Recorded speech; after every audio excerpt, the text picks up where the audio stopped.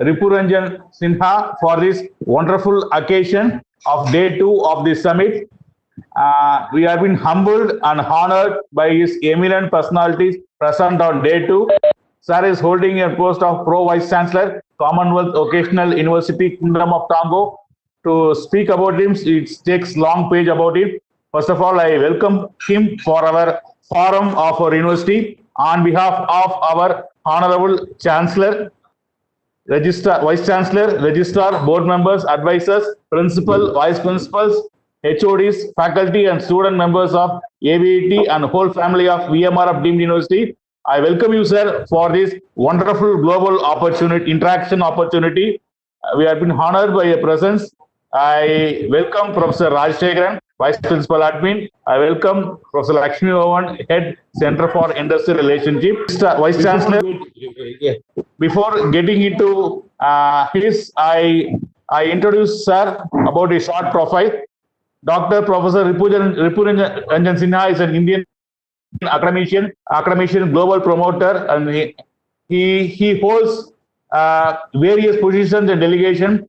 Global promoter, United Nations Sustainable Development Agenda 2030, Sustainable Development Growth Index at 75, Uganda Development Agenda 2040, Development Consultant of Republic of South Sudan and African Uganda 2063. He is born in Bihar and land of Gautam Buddha, studied computer science and knowledge management. He holds an academic brilliance in master's and bachelor's degree, bachelor's from St. Xavier College of Computer Studies and Doctor of Philosophy in Computer Engineering, Strategic Knowledge Management for Software Engineering. He is an higher education expert, board member of Asia Africa Development Council ADCO, a trademark managed by Council for Sustainable Peace and Development, and he is a founder leader of WAIMS, World Academy of Informatics and Management Sciences, and founder president of Innovation Society India. He has been connected well with various globally in various associations of government sectors and with various societies. He is the Secretary General of Indo-Global Chamber of Commerce, Industries and Agriculture, an international agency promoting and supporting innovative culture through various chambers and professional excellence. He is a country director of Public Opinions International, an organization involved in promoting attainment of United Nations Sustainable Development goals through information dissemination. And he is a main celebrant of Red Green Movement. He is an editor-in-chief of Wings India, Endeavour, Innovation Next. It goes on, and he's plays a major role in policy making of Indian government and for various governments across globe. We are honored and humbled by your presence, sir.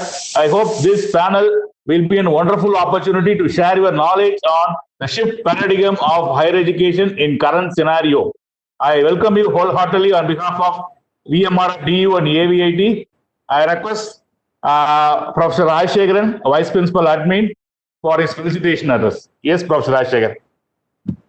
Thank you, sir. Respected Professor Dr. Ripuranjan Sinha, Pro Vice Chancellor of Commonwealth Vocational University, Kingdom of Togo, and Professor Dr. Vijayendra Babu, Vice Principal, Professor Lakshmi Mohan, and all the faculty participants. A very good evening to all of you. On behalf of our management, once again, I welcome Professor Dr. Ripuranjan Sinha for this wonderful Global Education Summit organized by Center for Industry Relations and Industry Academy as well. So, 1 year before, our Government of India has released new education policy, draft new education policy, which contains the Government of India wants to shift our conventional education system into modern education system. But there is a difference of opinions with all the academicians and other stakeholders about our draft new education policy. But we want to hear from you more on what other countries are going forward for the shifting paradigm of higher education. Since our chief guest is from Commonwealth Vocational University, I want to tell you something about the vocational courses that we are offering in our institution. So some of the institutions, UGC and AICT has given approval for conducting B vocational courses. So we are also, for the last 2 years, we are conducting this B vocational courses in 4 different categories. tourism and management, automobile industries. But we are facing many difficulties for conducting these vocational courses and incorporating the vocational and the skill development courses in our curriculum and in our component in UG program is also very challenging as far as our curriculum is concerned. So, on behalf of our management, once again, welcome Dr. Professor Ribu Ranjan Sinha, and we want to hear more from you about the higher education scenario in rest of the world. Thank you once again, sir. Thank you, Babu sir and Lakshmi Mohan sir, for the wonderful opportunity. Thank you. Thank you, Professor Rajshekharan. Thank you, sir. Thank you. Lakshmi Mohan, sir. Yes, sir. Yeah. Good evening. Good evening. Good evening to all. I take immense pleasure to welcome our most respected Professor Ribu Ranjan Sinha. He is well known to India, Indian and African higher education ministry all over the world. He has a rich experience in education industry. Because of our beloved leader, Dr. Abdul and Dr. Kuldeep, we have connected with Professor Sinha, sir. You are the first person encouraged and supported our nursing robot, sir. This is for your kind information, sir. You are only you are the first person. Yeah, I have shared the video with you. You are the only person, sir. You are the only person, first person supported us. After that, now we have donated few robots to government hospitals, Pondicherry and Tamil Nadu government hospitals, sir. We have huge plans, sir. We will come and discuss with you for further promotions, sir. This is a great opportunity. We have gifted, sir. We have gifted and honored by your presence, sir. Thank you very much, sir. Thank you for the acceptance, sir. Thank you, sir. Thank you, sir. Yes, sir. Yes, sir. Yes, sir. It's your turn, sir. Its stage is yours. Welcome, Thank you. Thank you very much. Good evening to all of you. First of all, I would like to thank none of them, Professor M. Lakshmi Mohan, Head Center for Industrial Relations, and Dr. D. Vijendra Babu from ABIT and his team.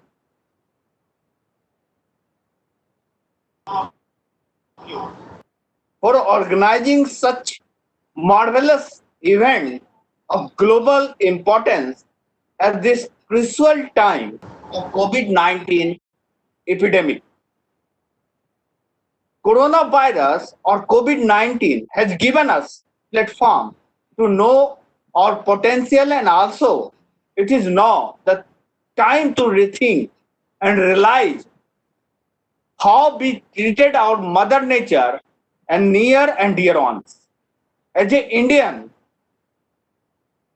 I am very proud to see that at this time of global pandemic, we all become one and together.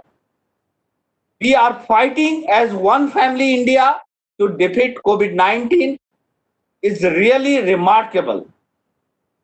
Social distancing, adoption of proper sanitation and soaps, using masks at public places, and respecting the guidelines of lockdown explained by our Honorable Prime Minister Narendra Modi ji, and also guideline given by Director General of World Health Organization, Mr.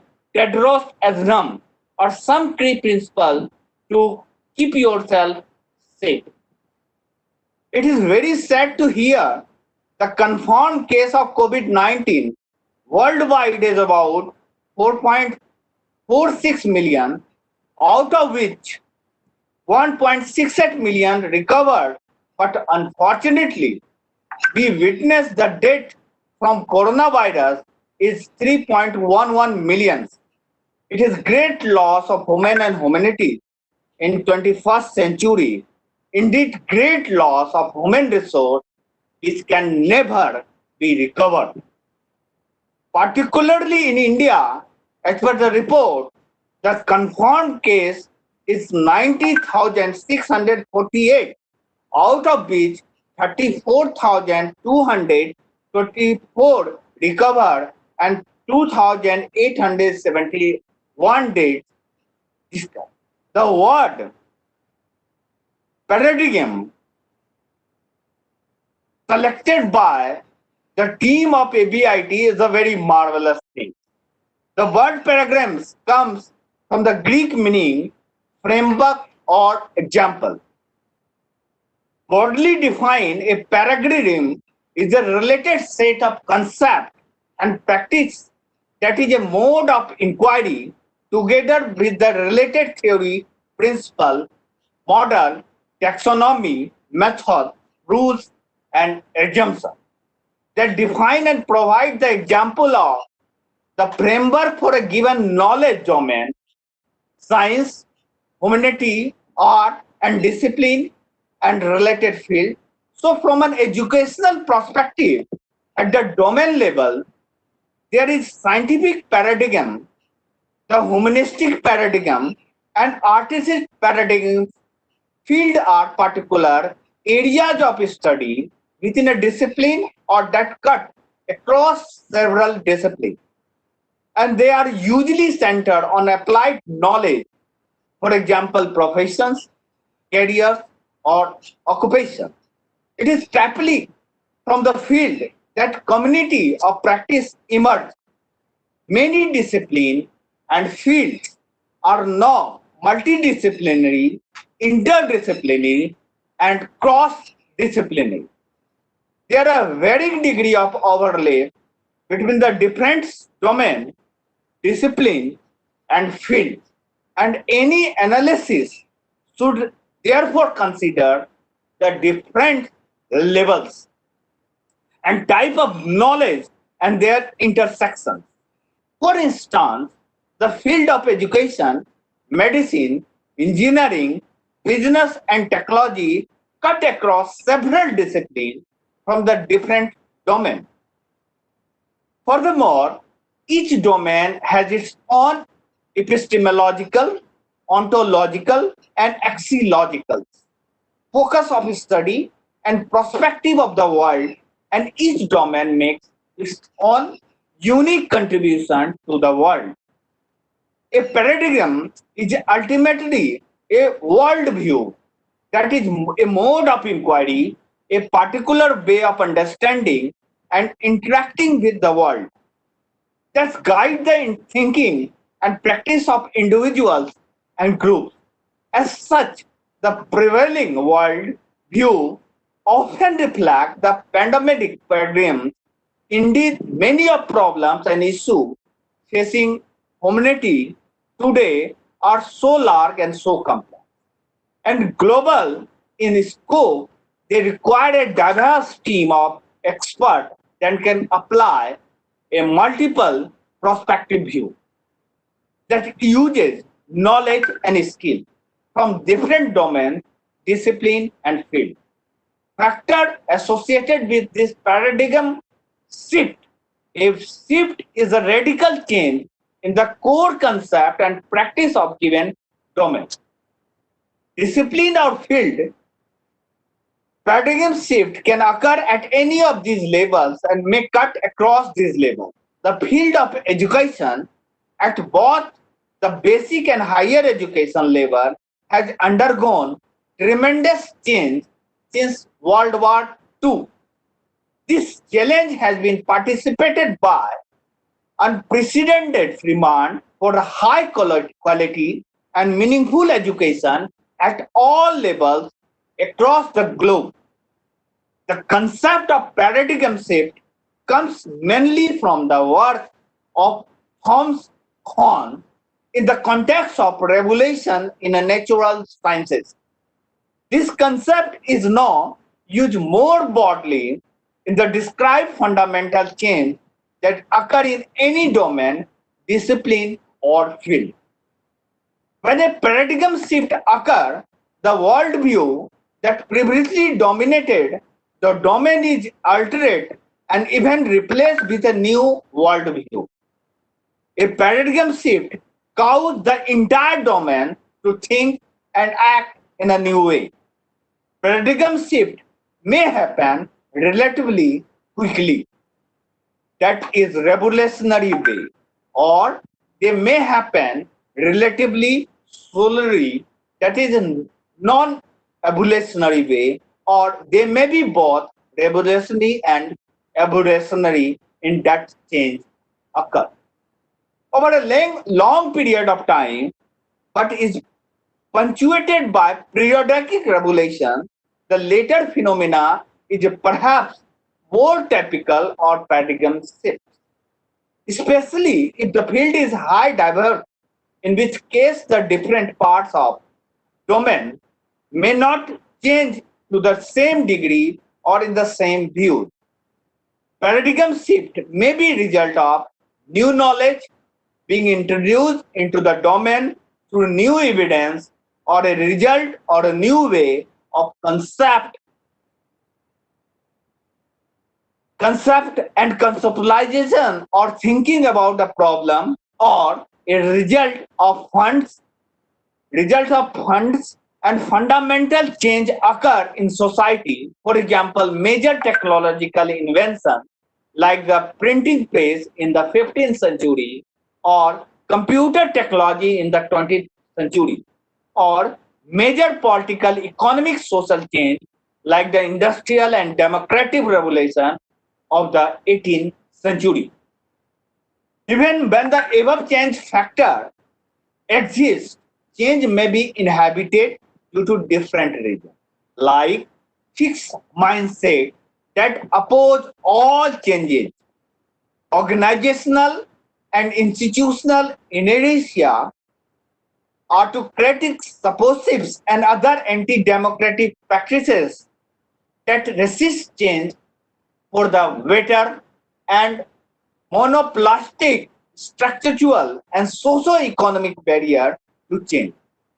Higher education paradigm shift, the primary micro force driving the demand for higher education include the globalization, internationalization process, political, legal, educational reform, change in the social economy, landscape, and technological invention or innovation.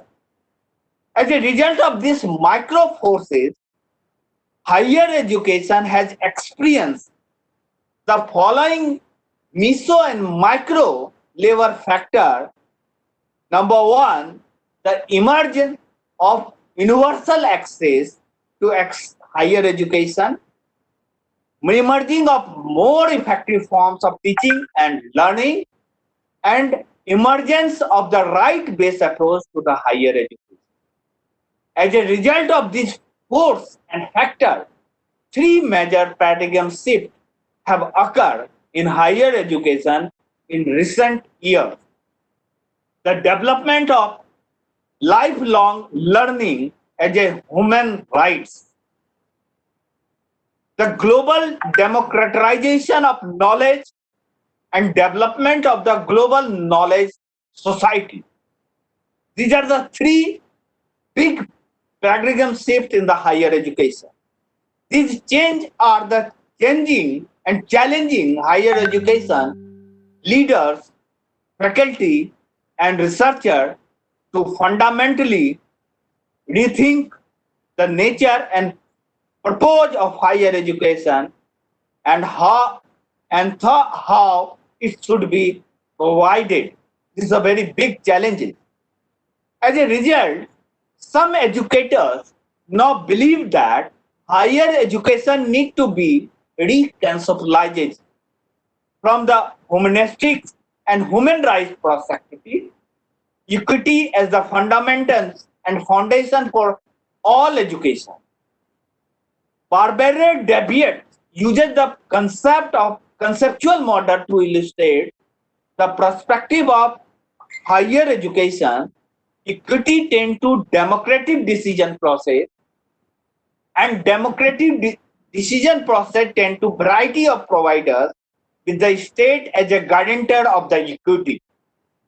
Since no one institutional type can possibly meet the educational need of all students and all segments of society, and the economy, it seems clear that a diverse set of institutional types is more suited to addressing those different needs.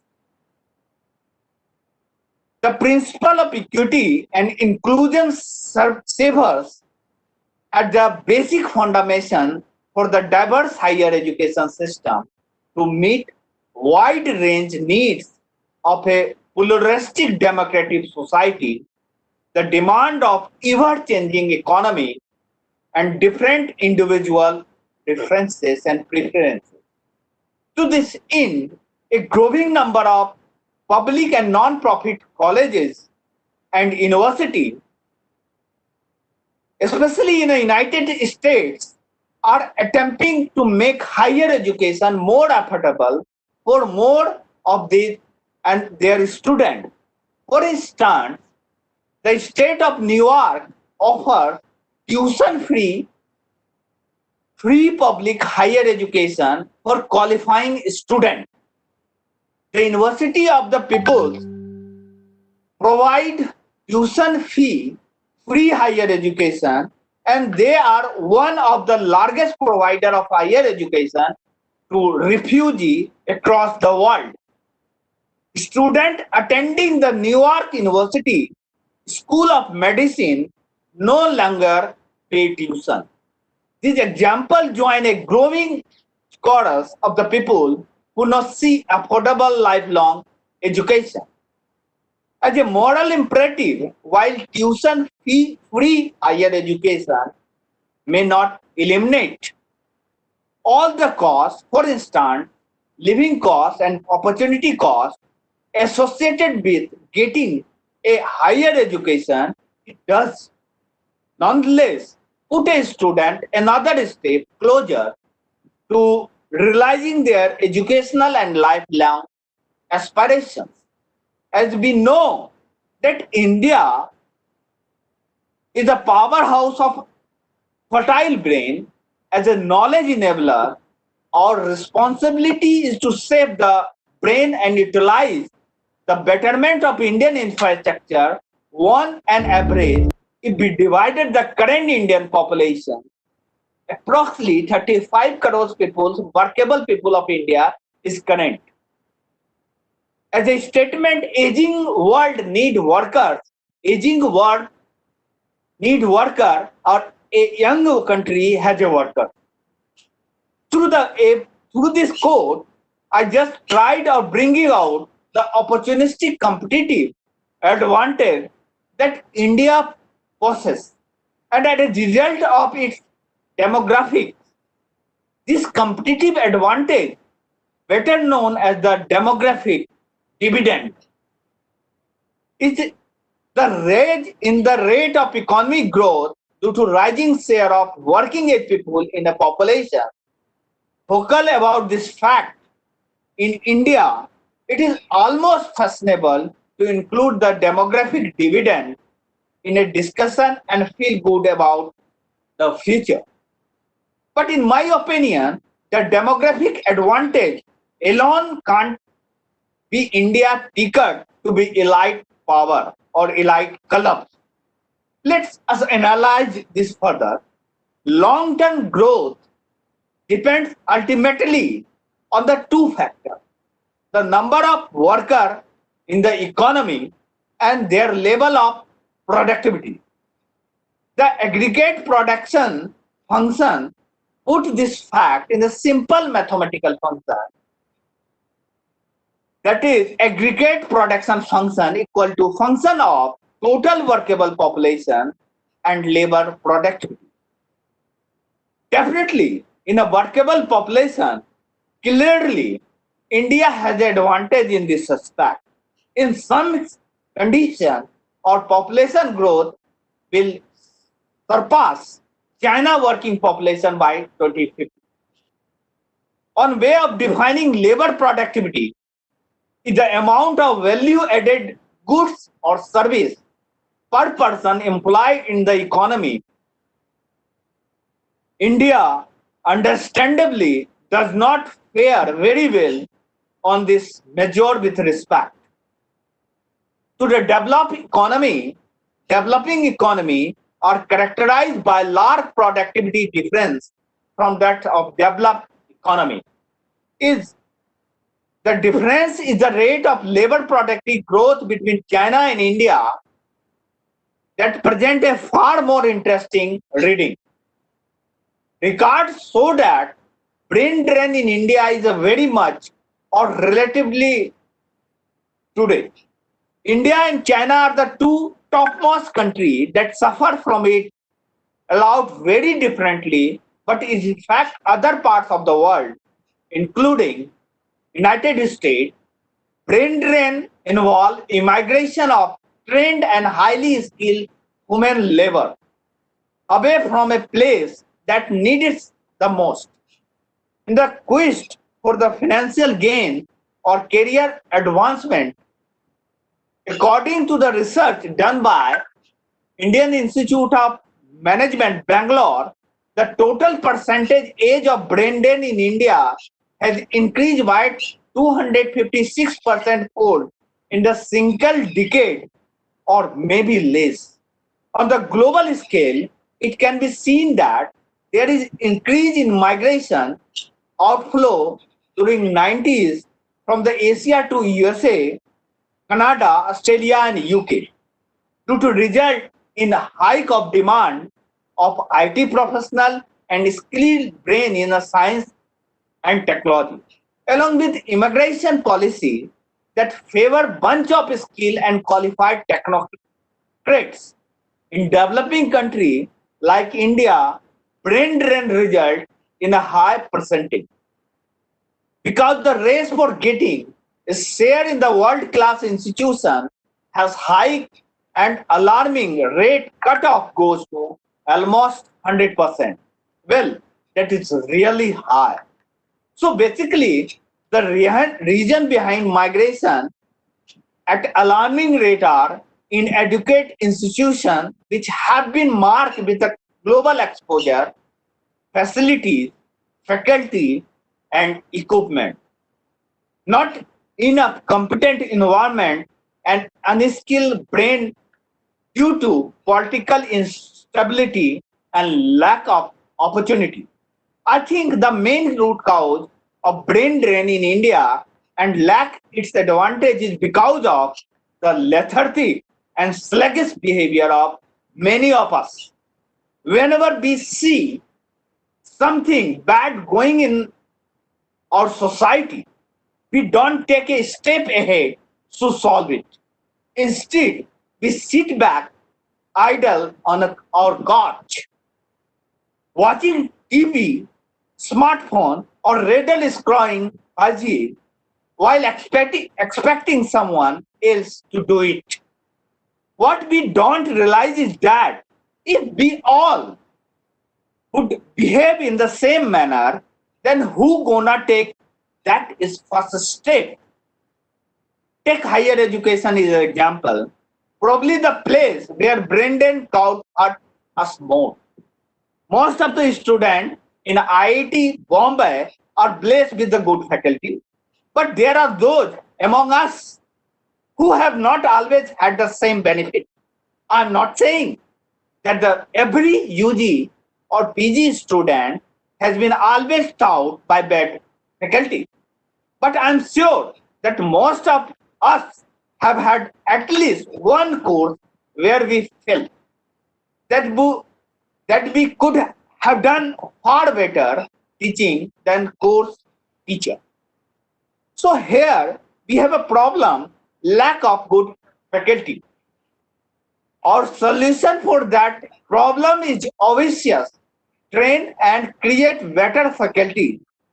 So we know the problem and we know the solution, but we won't take the initiative to solve that problem. Why? I don't know.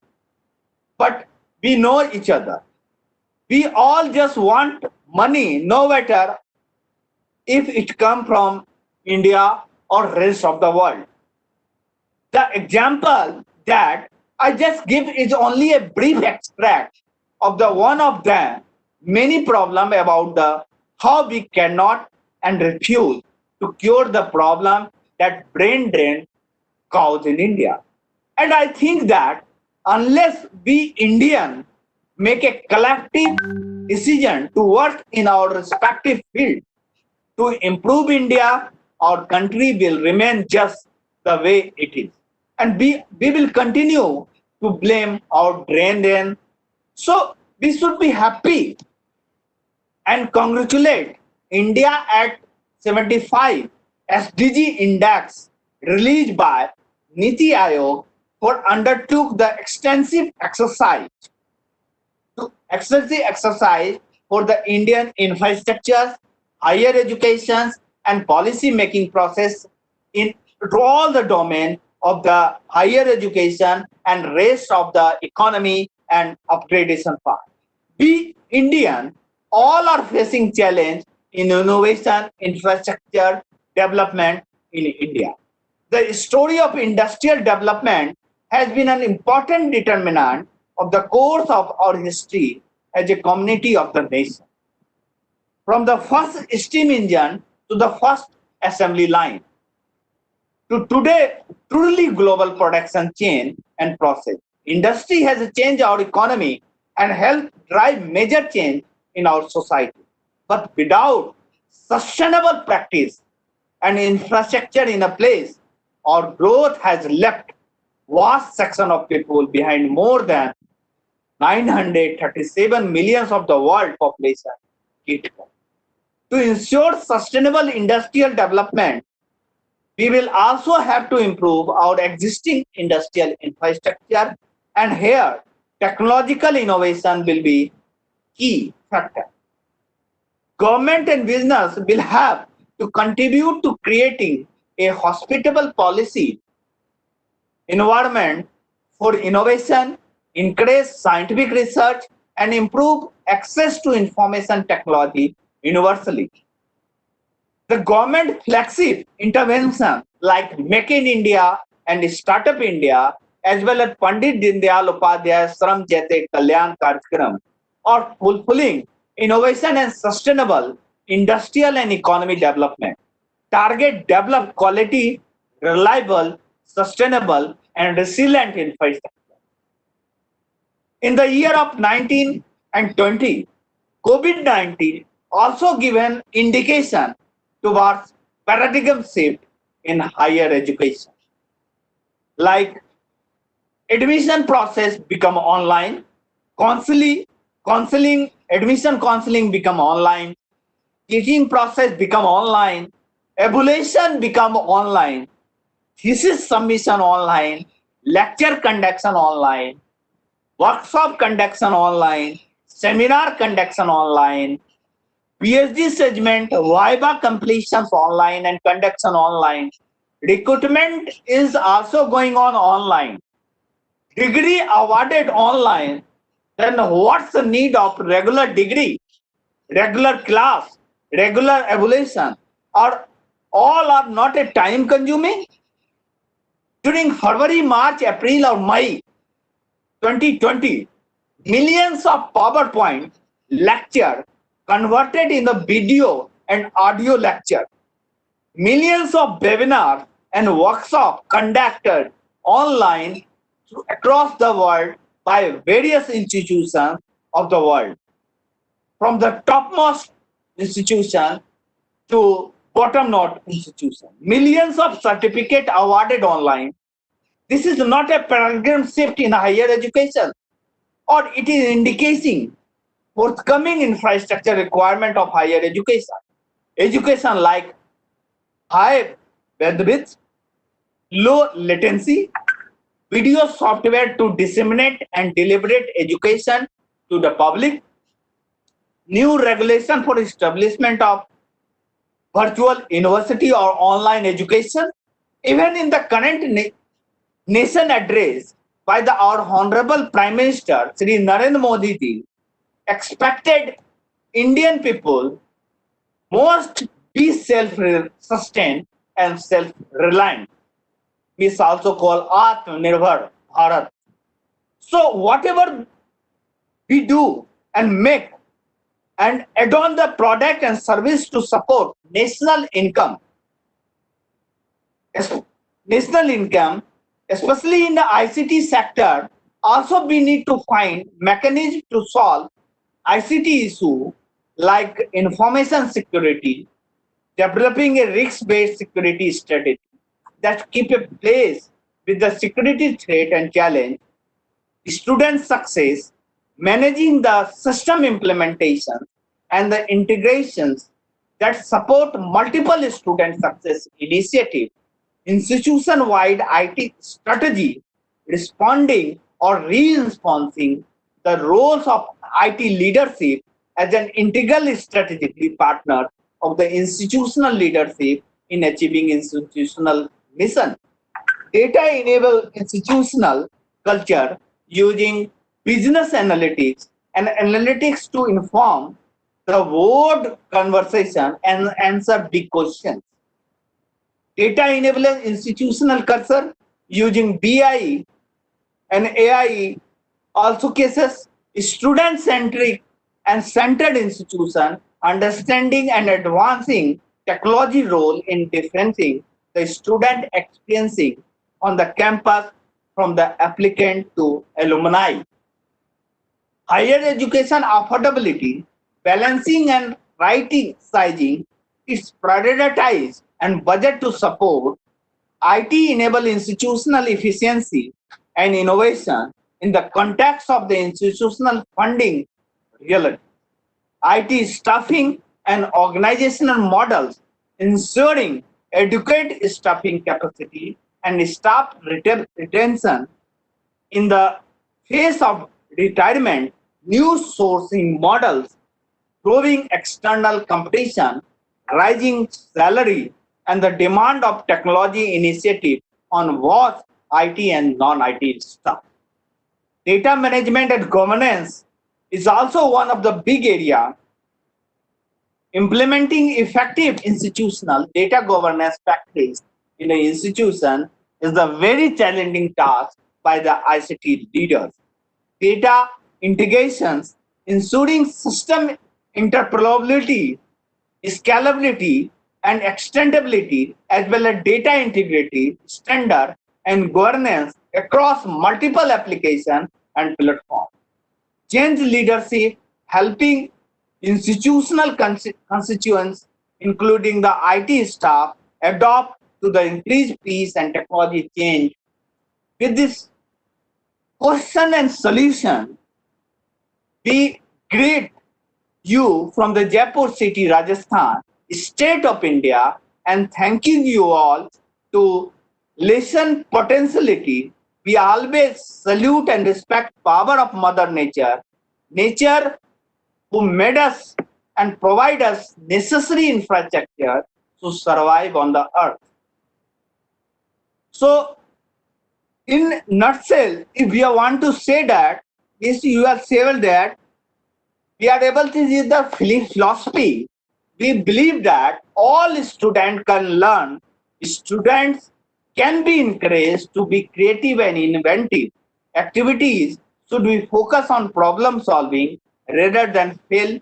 Students may find a way that things don't work. The teacher is a facilitator. There may be more than one right answer. They must understand.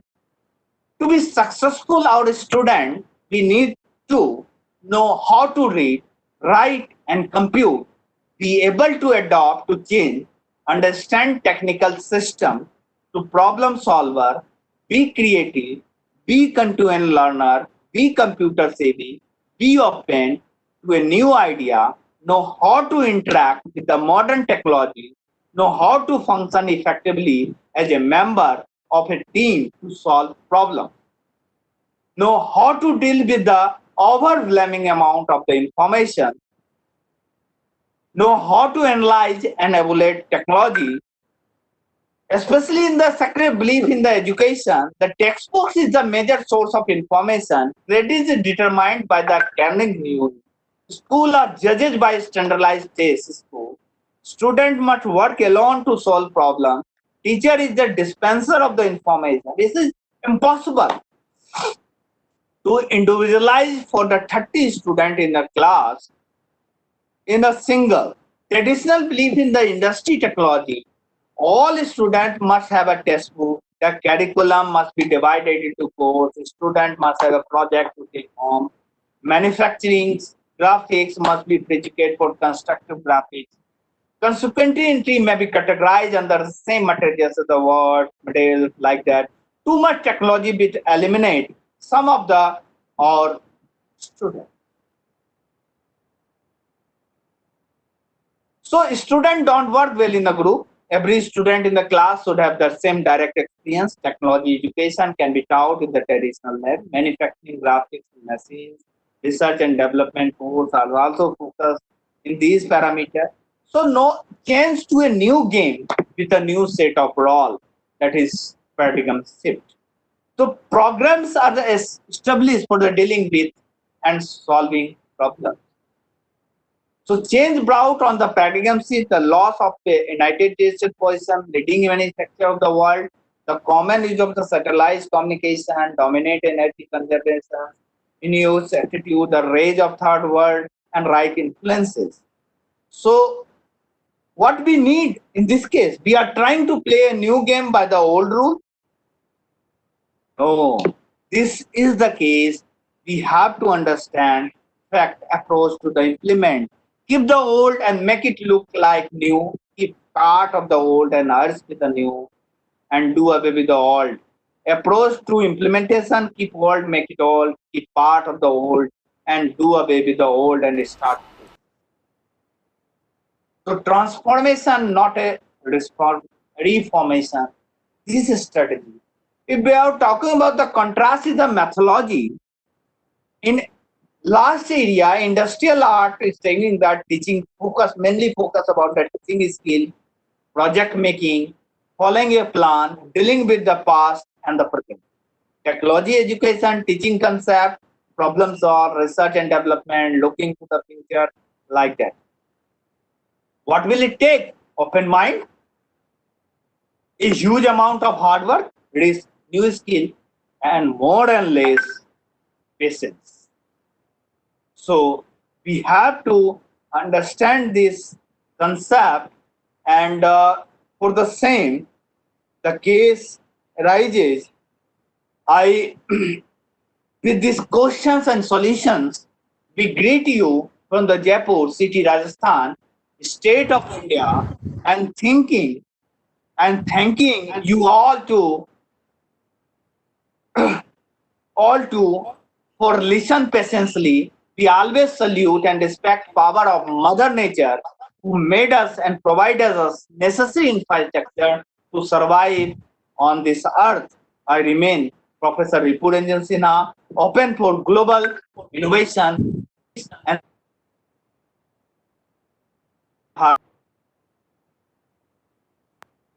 Uh, Thank you, Professor Dr. Ripuranjan Sinha. It's a wonderful session.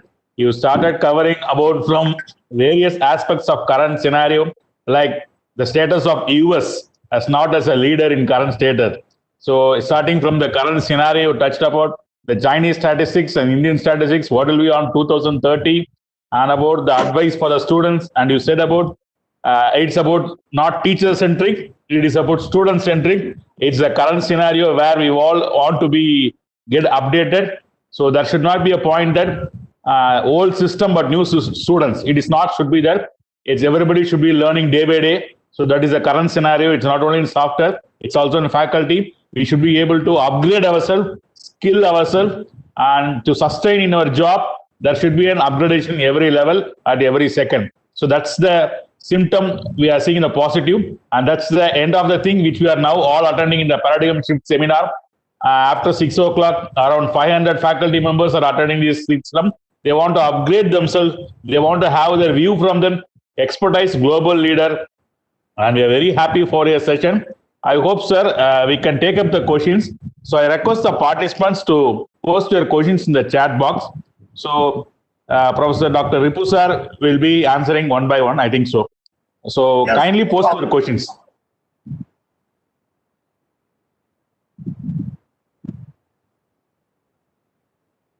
Participant, welcome. Welcome with your question. So before that, I think I have a small questions with you, sir. With the Industry 4.0 scenario, Yeah. and in the current text of online courses and virtual classes, there are two questions. One with respect to Industry 4.0, the impact in education system. And second thing, now every university and government systems are getting validating about the online courses of few credits. Even our university gives 15 credits as mandatory to earn for every student. That can be accepted as per the university guidelines. So what will be the future of online degrees? Will there be a traditional change or differentiation, like the student who goes and studies in a campus and the student who goes and gets a degree in online? So this is a big war fight getting into it. It may be in future, I think so. So what is your aspect in this scenario, sir? Actually, this is a very challenging question you asked to me. It is a very challenging question. But as per my preview regarding Industry 4.0, Industry 4.0 is a coming era. It is a completely going to be assembly line products. Or in the cases of higher education by the online degree, definitely that is a very big challenge for the all ICT, human resource and ICT infrastructure regarding the security of ICT degree and judgment of this project and services. It's a very crucial. But in the cases of future education, we can't avoid it. Totally, Government of India and University Grant Commission, as on date, University Grant Commission does not have any policy regarding the establishment of virtual university. Okay, and does not given the right to give the fully online education system to any institution. Recently, Amity University had submitted the application regarding the same. Amity University already submitted regarding the same. They are interested to proceed all courses across all the campus in the online mode. They are interested. But as on date, University Grant Commission has not established any policy. But in future, as per the demand of COVID era, definitely it is a very challenging, and in future it may be happen. We shall get a new regulation to form a virtual university and provide a degree and training and assessment, evaluations, training online mode. So definitely in future, because the situation is going on, and again from the manufacturing line to the ICT line and ICT sector to the education sector, especially higher education sector, this program shift may be integrated to the Industry 4, means assembly line product, just like a production happens by the car manufacturing and automobile industry. Same thing happen in our line also. When employee will work in a particular domain, if their knowledge enabler is assess their scope and requirement of the technical and higher education skill and any skill upgradation, they will do online mode. So probably that will be in the future. It may be happen. Higher education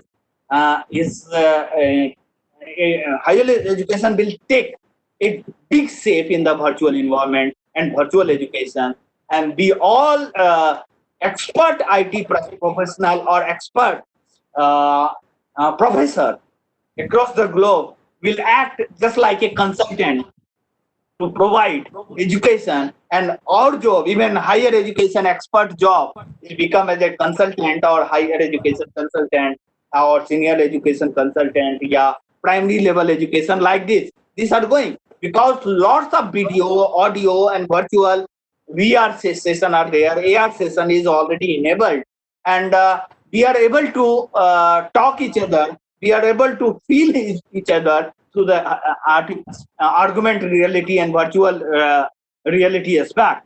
Definitely, shortly we shall get this case, and we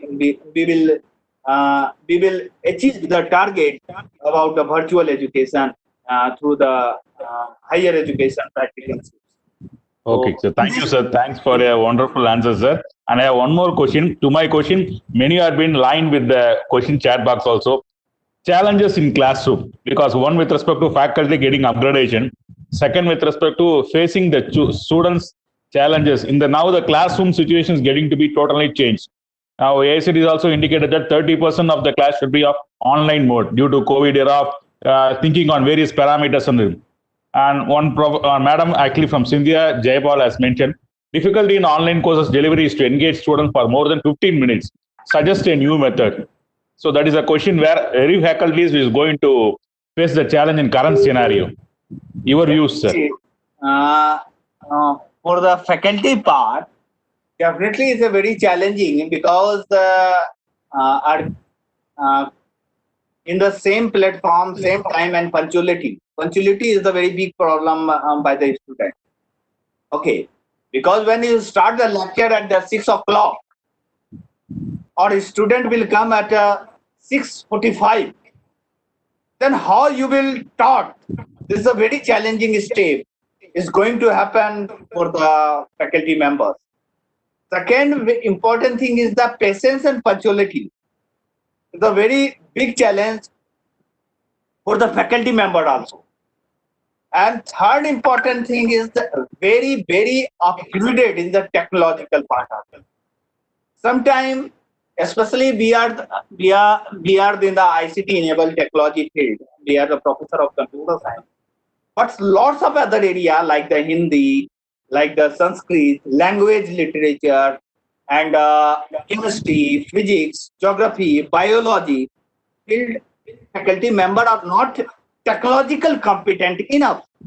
So they must take the challenge to learn new technology regularly and upgrade their skill for the betterment of entire human or forthcoming human resource and forthcoming human resource requirement of the India and the rest of the world, because we are entering in very challenging era of the technology, very challenging era of the technology. So we have to be very cautious and very, very effective and upgraded in all mode of technology. Okay, sir. Thank you, sir. And a few more students about the HRD's initiatives that it will be following the Vedic system. What is your opinion? That was the question. And one more question is about is online teaching. Communication without the help of body language becomes a challenge. How can we come up with this? No, actually, right now, definitely students are facing the challenge about the body language.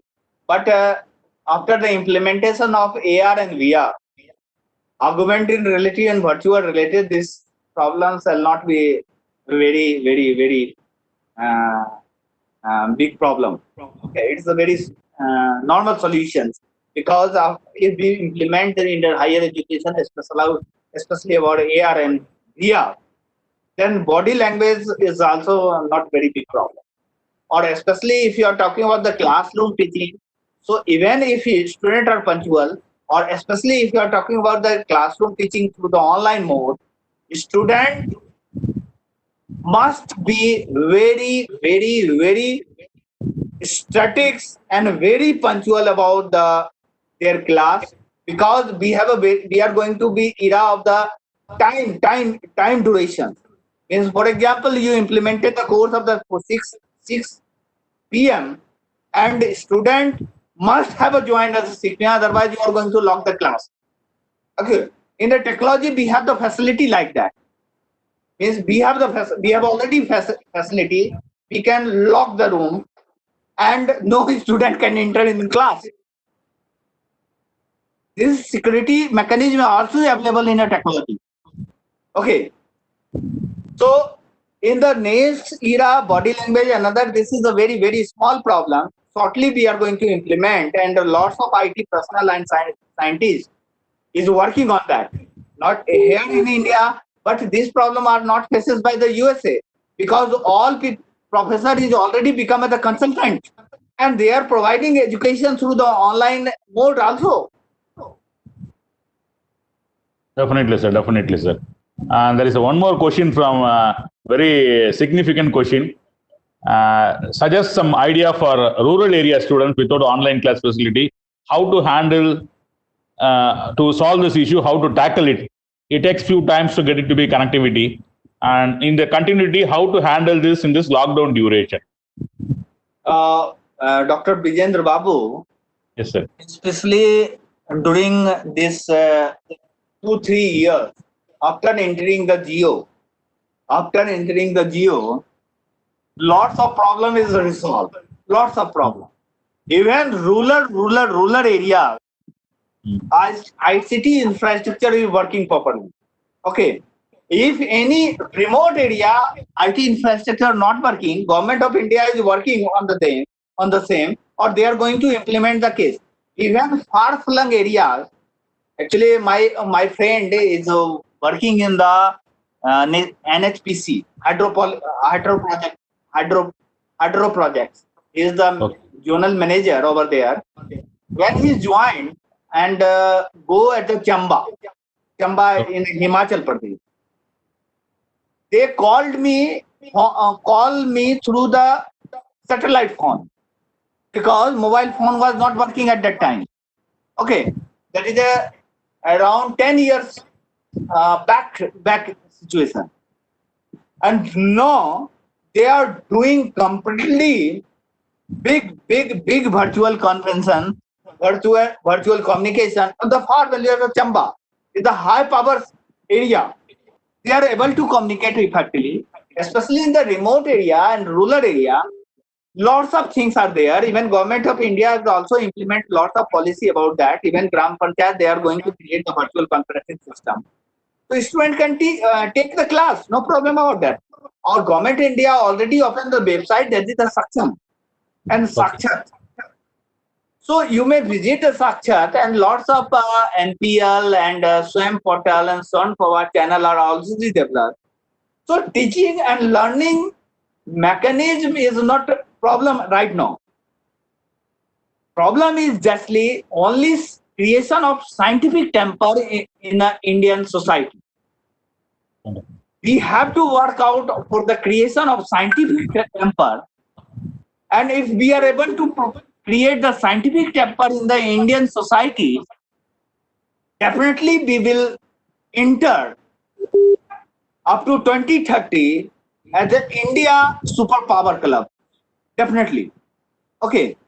So this way, rural area student, if they are saying, but this is if students are asking about that, in future updating education needed for the student and faculty in the rural area in our country, this infrastructure is definitely going to update. No problem about that. Our government is working on that. Okay. Okay. Okay, sir. Thank you, sir. Thank you. And one more important questions about the faculty, community, and student. What about the placement prediction for the forthcoming years? Now everything becomes online, which is much to be appreciated. The question. Definitely 25% job loss happen. Okay. Or in the cases of if job loss happen, so many startup industry is going to come. Okay. If student are looking for the placement job, definitely Government of India and Prime Minister already declared Saksham Bharat, Atmanirbhar Bharat. So the student must learn how to design product, how to execute product, and how to market the product effectively. Okay. So job concerned, definitely if we are talking about the job, so we have to create the job. Government are not going to create the job. We have to create the job through our skill, experience, and knowledge. Because most of the students, after completing the degree from the engineering college, management college, and architecture college, they prefer job because they want big money. They does not want to exercise their mind. They don't like to want to do exercise on their mind, because if they learn something, they must have to design the product and services. They are not designing the product, they are not designing the services. That's why that's why they are not able to include the national capital in the national capital of the government of India. Okay, so government means in future student. I like to all the student of the through this platform. So be self-reliant through your experience and learning skill, and at least one project you have to execute and deploy in the market effectively during your study period.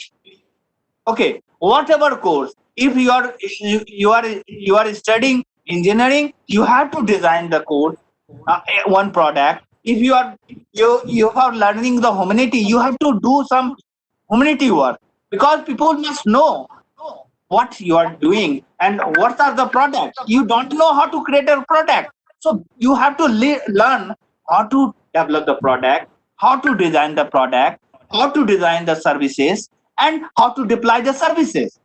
Definitely job in your feet. If you are able to design your product and you able to help the people, definitely job in your hand.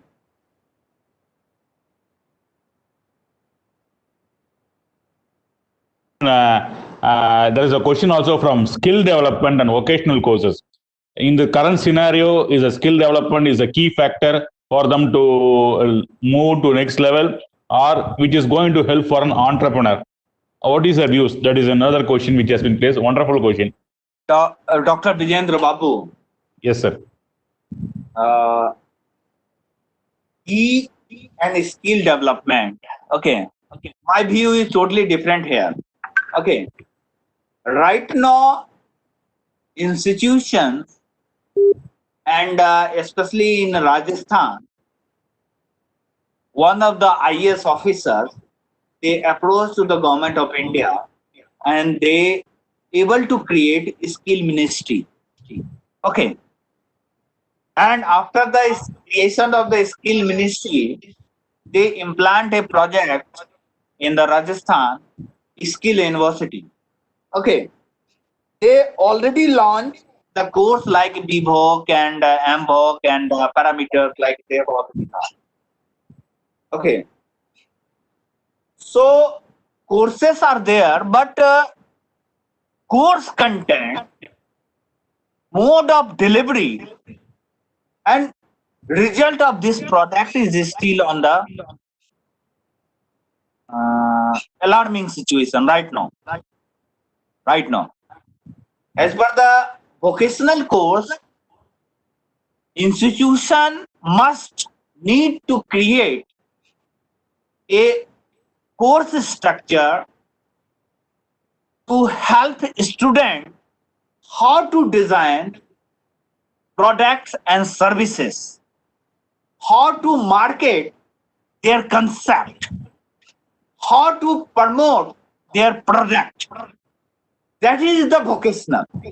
Means the thing is, definitely if we have a knowledge and we don't know how to sell the knowledge, then what's the use of the vocational? Because vocational means we have to be some technique and some expert mechanism to get the knowledge effectively and help the peoples for their humanity and their life cycle and their life standard and their productive environment. Okay. So definitely skill development is a huge demand in India. In my lecture, I have already discussed with the demographic dividend. Definitely we have around 35 crore workable people of India. If we divided all the total population into 4. Okay. Okay. Okay. So right now we have around 35 to 35 crore people, workable people of India. Workable people of India. Okay. Workable people of India. And these workable peoples is not going to create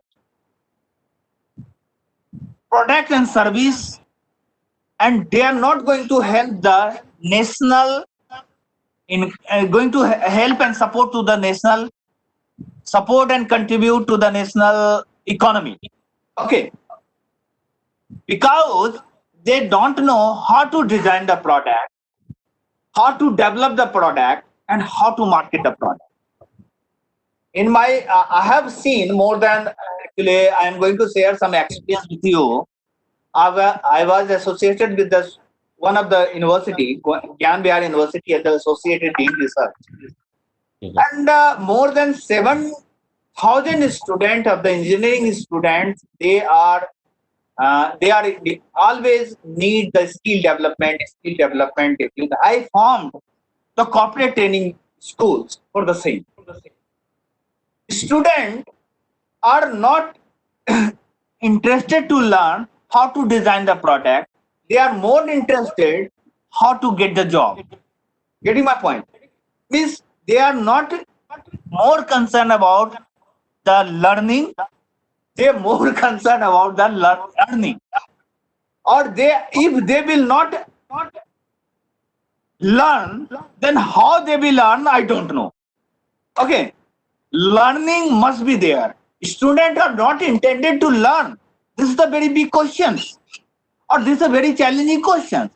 Even your vocational course and distribution of certificate is not sufficient for their career development, their future path. Because degree you have access on the 3 or 4 years of the education system. But for the lifelong learning, they must understand what the use of their degree. They don't know what the use of their degree, because even on the projects of the submission of the project and assignment, they just copy the data from one student to another student. This is a very challenging task for all of us. Even as a professor, I know this report is fake. This report is a copy.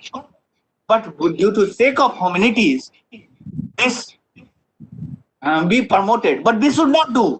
But we are promoting. This is a very challenging task. We are doing all the things. We know this student have copied the data, but we are promoting. We should not promote. So even after the vocational degree, if student is just completing the degree for the vocational, if they completed the BVoc and MVoc, and they are expecting that I already become the lawyer, I become the professional. So no, not possible, because they have to work out. In front that I'm going to share some basic simple example. In front of the PowerPoint, you are seeing that in the screen. Creation of this PowerPoint needs lots of effort. Wonderful. Yes, exactly. Okay. Lots of effort. When you design your pamphlet, it needs lots of effort. They don't know how. They don't want to learn how to design this pamphlet. They don't know how to gather the data and how to promote data, how to manage this data effectively. They don't want to learn, but they are more focused about the money and earning. If they don't want to make the document effectively, then how you are going to give the money? Exactly.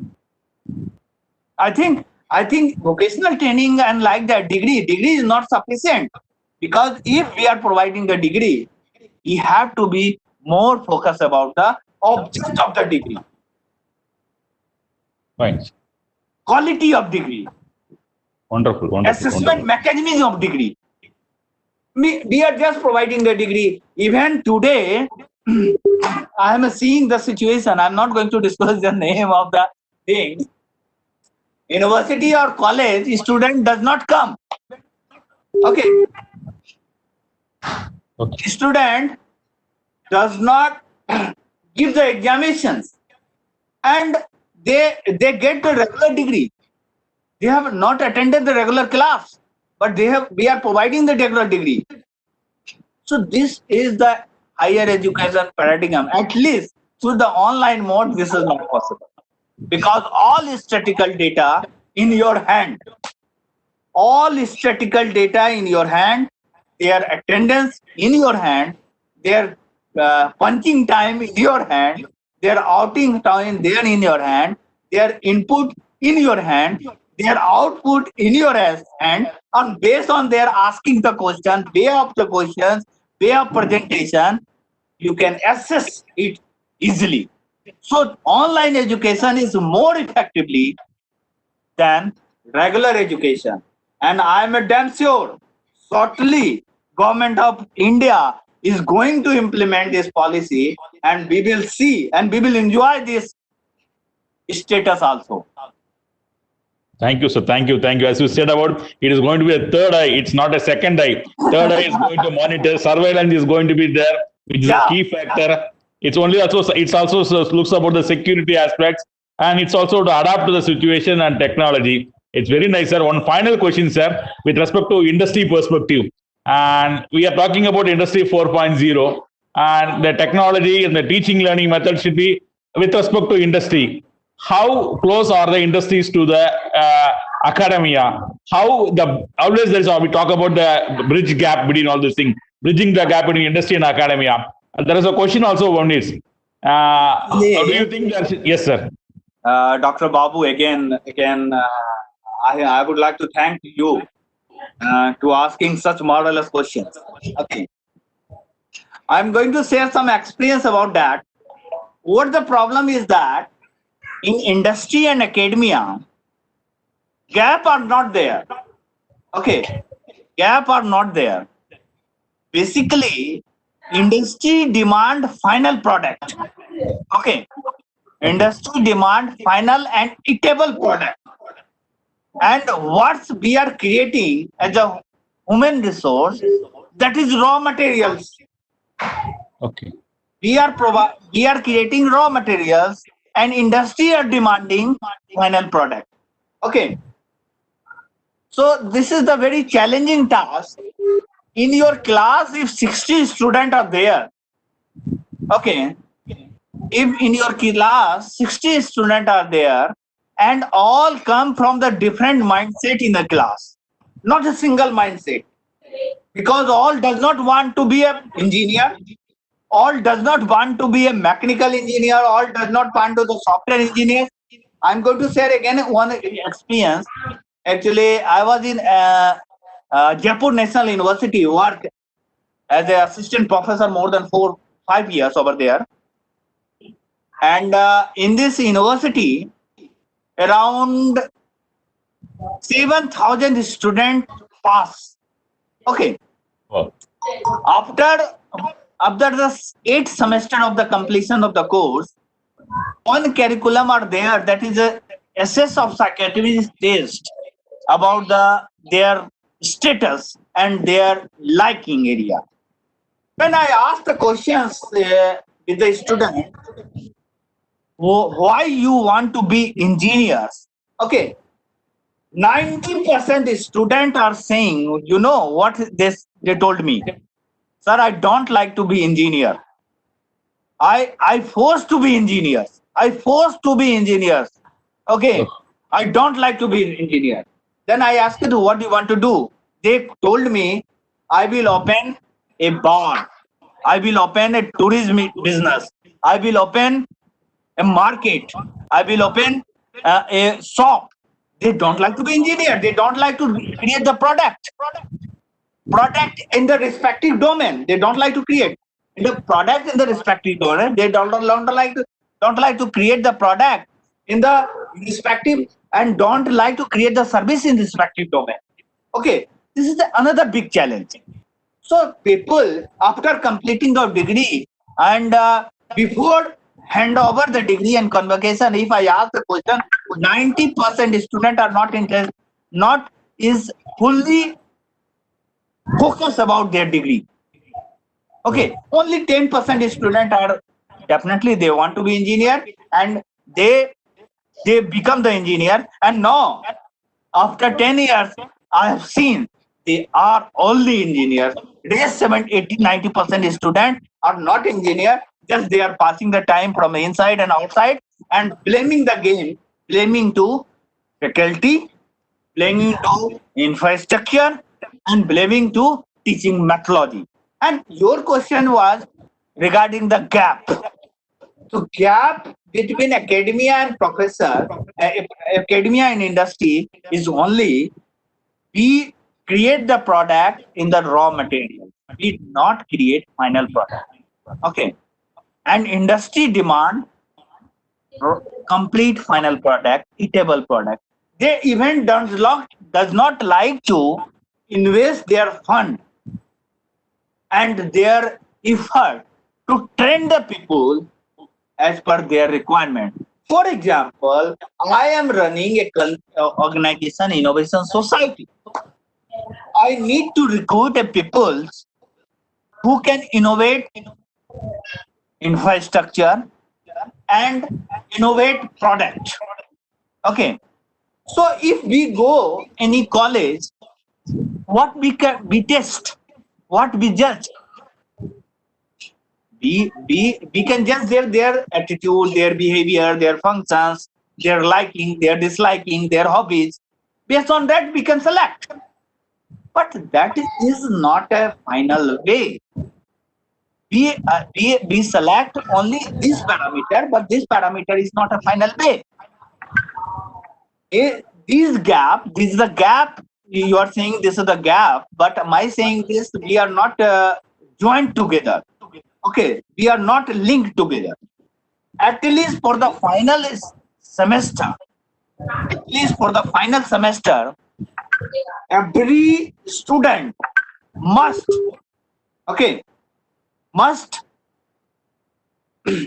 join with the industry. We have already implemented the policies regarding the final semester. And regarding the dissertations and thesis submission, dissertation for the industry. But every industry must train during this period. But when they are not like to train the people, they are providing the fake certificate. This is another big challenging task.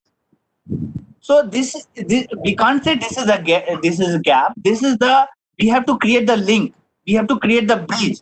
And in the final semester, we have to appoint or we have to hire faculty member from the industry, professional. And through this, we are able to create the product effectively. Or the faculty member, even from the any manufacturing or ICT sector, if people come from the IBM for the train the people, at least 6 months for the project, definitely that will be the very challenging task. And definitely student becomes a very good product for the forthcoming human resource and requirement of forthcoming human resource, requirement of the India and the rest of the world. Thank you. Thank you, sir. A wonderful explanation, sir. So Lakshmi Mohan, sir, is the man of industrial connectivity. I think he is the right person to say about all those things. Yes, sir. Dear Lakshmi Mohan, sir. Sir, thank you very much, sir. Amazing, sir. Amazing. I excited. I don't have words. It was a wonderful session, eye-opening session for industry people as well as academician. We are proud of you, sir. You have said so many things about academic as well as industry. Last week we have conducted on the FDP seminar, sir. FDP said the drone manufacturer, the scientist came and delivered the session.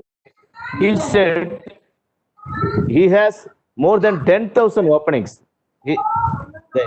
We should encourage industry expectation, new technology, industry expectation program in the campuses, sir. Then only we will collaborate and we will fulfill the industry expectations, sir. This is my humble suggestion, sir. Wonderful, sir. Thank you, Lakshmi, sir, for your words. And sir, with the one more thing at the last, I would like to give some compliment regarding the same. Actually, AVIT, the working mechanism is very professional. Okay. Even I have not seen at the IITs through this such types of working principle. I like to salute Lakshmi Mohan and Vijendra Babu for the same. Thank you, sir. I will share the experience. I hate you. The question is that I hate you for the same because I have not seen during QIP, Quality Induction Program from the All India Council of Technologists. I spent it around 3 months over there, and the mechanism and deliveries and mechanism arrangement of the programs mechanism were not good. But your way of presentations and way of the working cycle, way of following professionally and practically is the very remarkable. So I like to salute you and your team as well the entire management of AVIT for the such professional environment. Thank you very much. Sir, this is a great honor, sir. We would like to invite you to our campus, university campus, after this lockdown, sir. That's our invitation, sir. We shall meet shortly. Okay. Thank you, sir. Thank you. Thanks for a wonderful credentials from the expertise mouth. And we are honored by making this virtual environmental. And as you said, the paradigm shift, our seminar itself is a shift of paradigm, sir. Actually, it's not a traditional PowerPoint presentation. It's an interaction. Even though we don't, I am very dead. If you put all those points in the PowerPoint, it will be boring. But the way you express, the way you show your expressions of all the interactions, it was very nice and all those things. As you said about internships, and Lakshmi Mohan sir know about it, our students are getting more internship, actively participating in government internship like internchalas and few connectivity for industries also. We have been actively having a wonderful connectivity in the industries. And there is a panel members. Yes, sir. Give me 1 minute. Yeah. Actually, recently, before lockdown, I invited Jet Airways in my campus. Okay. Okay, sir. For the recruitment of the candidates, like the flights and cabin crew and air hostess, like that. Okay. I asked to the HR personnel of the Jet Airways, what is your requirement to recruit our student? What he told me, you know that. He told me, I need only their eyesight or nothing. I need only eyesight. Okay. That is the requirement of Jet Airways. They are not considering about their grooming. They are not considering about their dress. They are considering about the eyesight and way of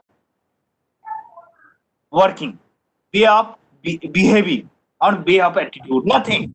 Or they accept 200 students and they selected based on their eyesight.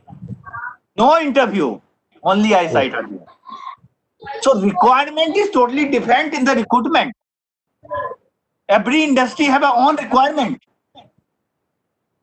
Or we are academician, we are blaming that employability. This is again very challenging task because employability is not only issue of the professor. Okay, only issue of the professor and academician. Employability is the problem of the society, and we have to solve together. We can't blame any professor and academician because this is the mass problem of the society and we have to solve it together. Okay, so we should not blame that definitely as a professor, we are the responsible, we are responsible.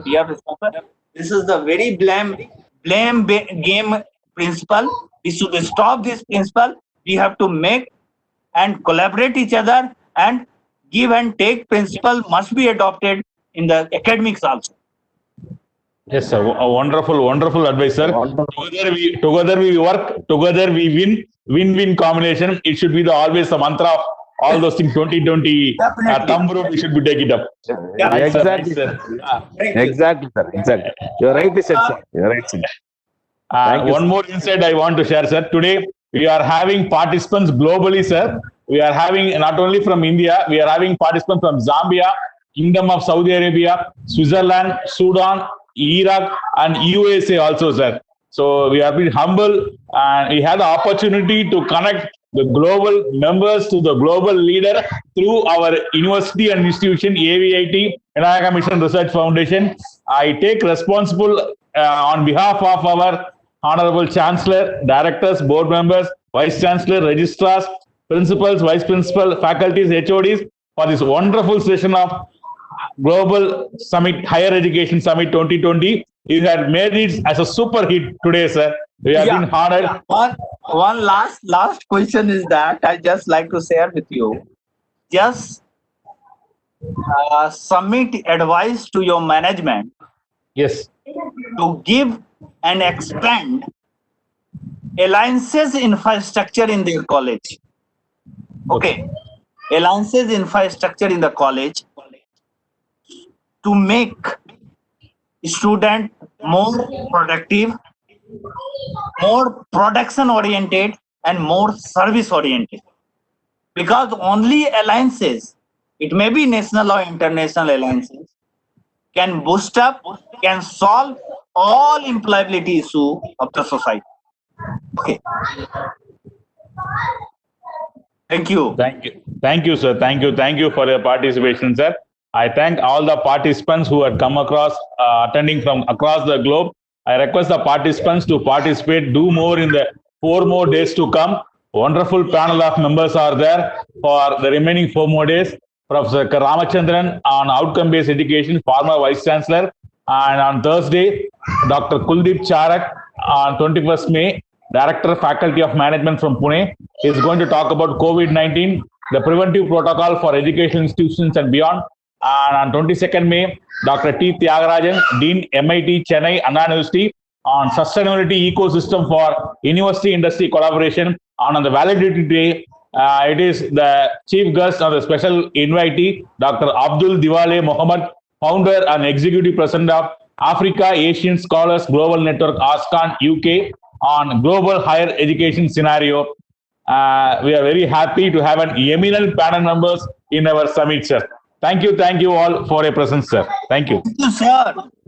Yes, sir. Yes. Thank you. Thank you. Thank you. Thank you. Thank you, sir. Thank you, sir.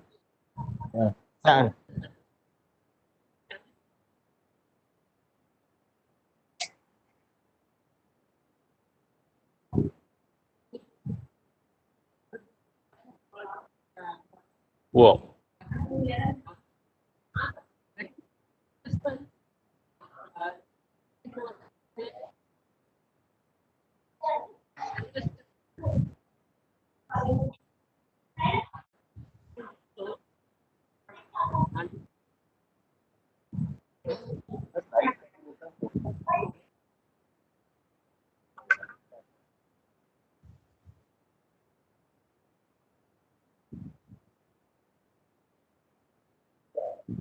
Thank you.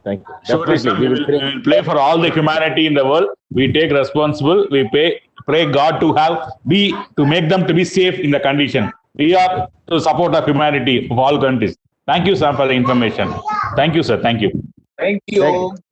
Thank you, sir. Thank you, Representative. Keep in touch. Thank you, sir. Thank you, Professor. Thank you, sir. Thank you, sir. Thank you, sir. Thank you, sir. Thank you.